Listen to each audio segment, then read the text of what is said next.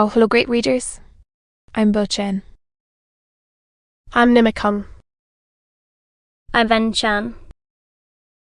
In this class, I'll read to all of you a part of A Tale of Two Cities, Book the Third, Golden Thread. Yes. L.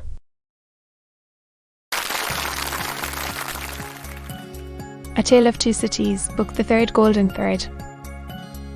Charles Dickens. Chap. 9. The game made sick too. Forgive me if I notice that you are affected. I could not see my father weep and sit by, careless. And I could not respect your sorrow more, if you were my father. Though he said the last words with a slip into his usual manner, there was a true feeling and respect both in his tone and in his touch. That Mr. Ori, who had never seen the bitter side of him, was wholly unprepared for. He gave him his hands, and Carton gently pressed it. To return to poor Darnay, said Carton. Don't tell her of this interview, or this arrangement. It would not enable her to go to see him. Mr. Bory had not thought of that, and he looked quickly at Carton to see if it were in his mind. It seemed to beat. He returned the look, and evidently understood it. She might think 1,000 things, Carton said, and any of them would only add to her trouble. Don't speak of me to her. As I said to you when I first came, I had better not see her. I can put my hand out to do any little helpful work for her that my hand can find to do. Without that, you are going to her, I hope. I am glad of that. She has such a strong attachment to you and reliance on you. It was a long, grieving sound, like a sigh, almost like a sob. It attracted Mr. Lurie's eyes to Carton's face, which was turned to the fire.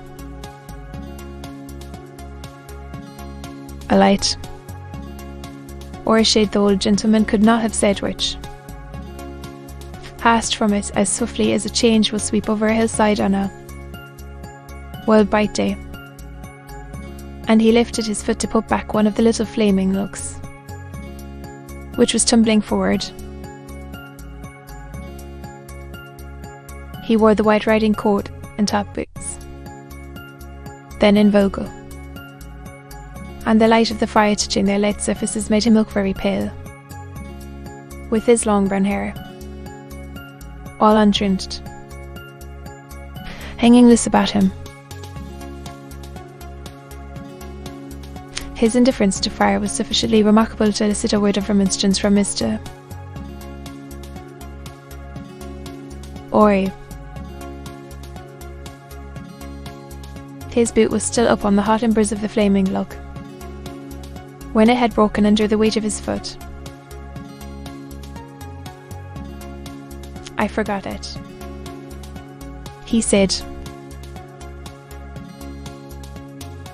Mr. Laurie's eyes were again attracted to his face, taking note of the wasted hair which clouded the naturally handsome features, and having the expression of prisoner's faces fresh in his mind. He was strongly reminded of that expression. "And your duties you have drawn to an end."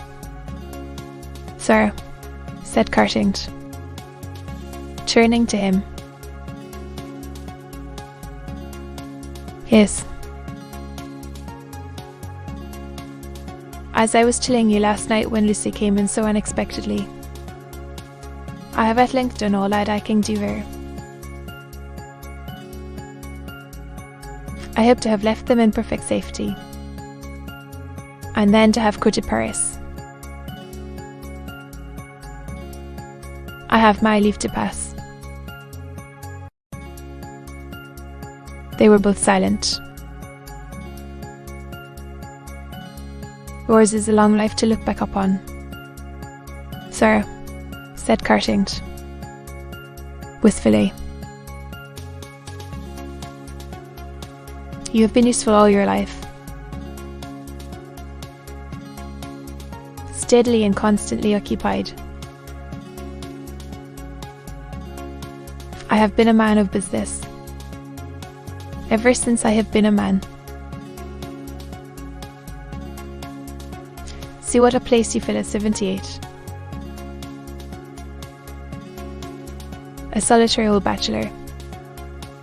I soon missed you." Ori, shaking his head. "How can you say that? Wouldn't she weep for you?" Yes. Yes. Thank God. It is a thing to thank God for. If you could say, with truth, to your own solitary heart, "Tonight, I have secured to myself the love and attachment, the gratitude or respect of no human creature. I have won myself a tender place in no regard. I have done nothing good or serviceable to be remembered by. Your 78 years would be 78 heavy curses. You say truly, Mr. Carting. I should like to ask you, does your childhood seem far off?" Responding to his softened manner, Mr. 20 years back. Yes. At this time of my life, thou. For, as I draw closer and closer to the end, I travel in the circle, nearer and nearer to the beginning. It seems to be one of the kind smoothings and preparings of the way. I understand the feeling, exclaimed Carting, with a bright flush. Hatton terminated the conversation here by rising to help him on with his outer coat. With you, said Mr. Yes, said Carton. I am not old, but my young way was never the way to age. And of me, I am sure, said Mr.